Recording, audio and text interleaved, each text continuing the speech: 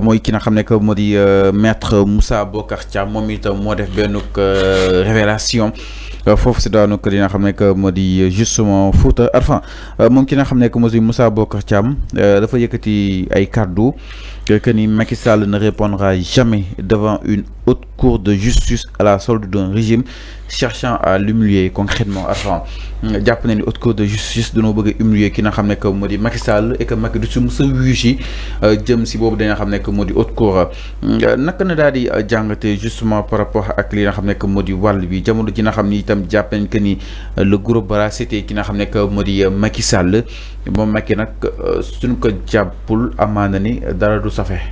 Oui, sauf que tu as bien dit Moussa Bocar Thiam quoi. Mais Moussa Bocar Thiam il n'est pas Macky Sall. Mën na joxe gis-gisam mën na joxe xalaatam dinaan way Macky Sall ne va jamais répondre à la haute cour de justice loolu gis-gis Moussa Bocar Thiam la.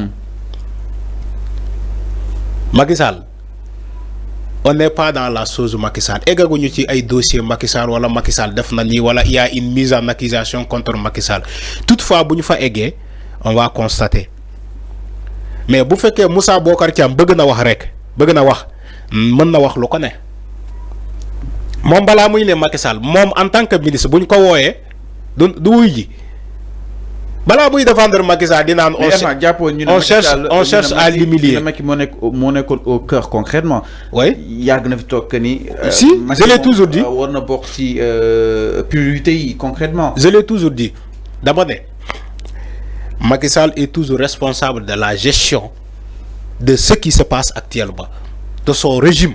Il est responsable. C'est lui le président de la République. Donc il est responsable. Donc Moussa Bocar Thiam, s'il dit que Macky Sall ne va jamais répondre à la haute cour de justice, ça n'engage que Moussa Bocar Thiam. Mon bala muy wax Macky Sall, d'abord, Moussa Bocar Thiam, buñu ko woyé haute cour de justice du dem wuy ji. Bala ngay wax ay wax jambour, te laaju la ko wala santu la ko. Lu muy wax ni Macky Sall santu ko. Mom na wax waxam ba pare dane man xamala la bëgg fallu Moussa Bocar pour mom deful dara dama ne non waxuma ni dafa def dara deglu li may wax dama ne bala muy jotali ay wax yo xamantene Macky Sall amana waxul lolu man dama bëgg mom Moussa Bocar Thiam mi doon tëj télé yi fi tëj na fi télé bu ne nga japp ni amana ni Macky Sall lolu waxuko Macky Sall waxuloo ko lolu mom il parle pour plaire à Macky Sall rek Macky Sall waxuloo ko lolu balaa ngay wax Macky Sall waxal sa bopp yow parce que tu as été ministre dama bëgg man pour wax ji leer bo Moussa Bocar Thiam taxaw ne sénégalais man Moussa Bocar Thiam suma haute cour de justice wooyee du ma wuy ji laa dama koy tàccu dama koy ne waaw góor yow jàmbaar nga man loolu laa bëgg ci nit. mais est-ce que defu analyse am association fu mu toll nii. non déedéet mënta wuy ji. non il parle dafay wax pour Macky Sall fa encore rek gars yi noonu la ñu mel Mota ñom ñoo sonal Macky Sall. Macky Sall n'était pas mauvais. C'est son entourage ñom ñoo ko duggal ci li. C'est l'entourage de Macky Sall qui était mauvais. Mais Macky nak lay ami entourage. Mais entourage am ñoo mauvais. Nak la ko entourage. Sen poste mo len ñor. Mota ñom ñoo duggal Macky Sall ci lu ne. Te Macky Sall n'était pas prêt pour ces arts de combat, de confrontation avec la population. Donc goute gi ñoo ci duggal Macky Sall. Ñom ñoo ci duggal Macky Sall ci goute bi. Mais est-ce que tu as vu la gestion de Macky Sall, son premier mandat, quand il est venu en 2012? Macky Sall, là, la wax Sénégalais, de me protéger Ken. La créé pour eux, offre pour nous. Il a dit la patrie avant le parti. Sénégalais dit Kotacho, dit Kohalamal. Macky Sall commençait bien à gérer. Mais Djeki Djel Bena déclic. Quand il a jugé le fils de Abdoulaye Wade, Sénégalais d'accord. Tant que yaa ngi top ci ay nit ci pour ay loubal ñun sénégalais d'accord nañu mu juger le fils de Abdoulaye Wade ñu défé nañu que la liste de 25 membres de PDS qui avait annoncé qu'on avait annoncé dina continuer ci liste bobu mais Macky Sall dafa juger doom Abdoulaye Wade ba paré ñeneen yi mu ne len soit vous transhumez wala ngeen jaar fu Karim jaar gaay yépp daw ñoo APR gaay daw ñoo Benno Bokk Yaakaar ñoom Awa Ndiaye ñom Souleymane Ndéné Ndiaye ñom ñëpp ñu daw ñoo Benno Bokk Yaakaar ñom Omar Sarr Dagana ñom ñëpp gaay yëpp immigré donc Macky dafa fu mu leen jaar nga jàpp ni. mais Macky Sall entourage moo ko yàq malheureusement moom mu suivre leen ci loolu. moo tax ma ne la quand Moussa Bocar Thiam parle ces choses là il le parle pour lui c'est pas pour Macky Sall parce que Macky Sall yónneewu ko. mais attends ñoom tamit soo leen jàpp que ni haute cour de justice bi c'est-à-dire ni mu waroon indépendant yi dëggantaan dafa xaw a des pour ñoom seen jàngat concrètement sànq jàpp nga ni 4 magistrats ñi ngi fa te ku si nekk am na foo xam ni tam fa nga jógee ñii cour d'appel. exactement ñii moo di cour ay magistrats yu bokkul fu ñu jógee. donc enfin peut-être des fois aussi ñu ne est-ce que peut-être xaalis bi li ñu proposé. oui c'est-à-dire c'est loo xam ni tam c'est des natures. oui ay caution en nature la. ñu jëm ko jël expertiser ko peut-être jaay ko jëlaat xaalis bi libérer li nga xam ne que moo di justement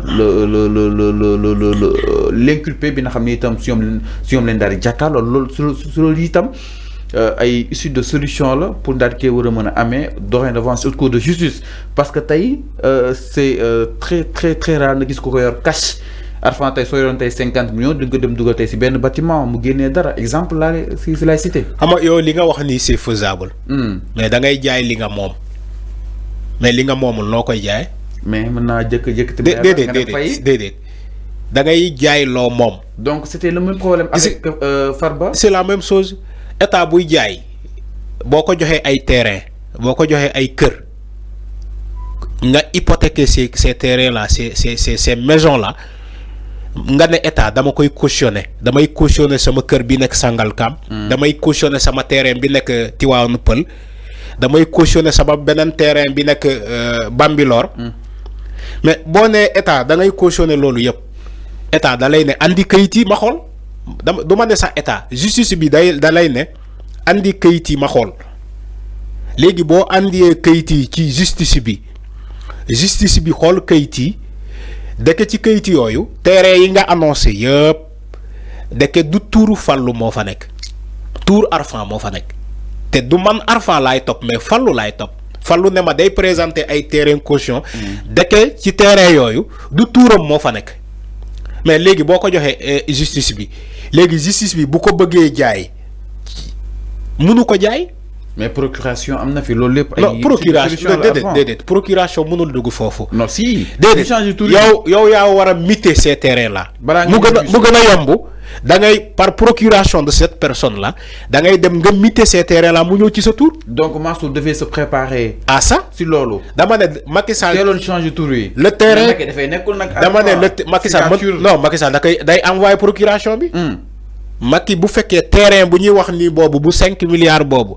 moom moo ko jox Mansour Faye day def procuration ni que terrain boobu mën nañu ko muter ci turu Mansour Faye. mais il fallait faire ça dem au niveau du cadastre au niveau de impôt et domaine ñu muter terrain boobu ñu génnee turu Macky Sall def fa turu Mansour Faye sous procuration de Macky Sall.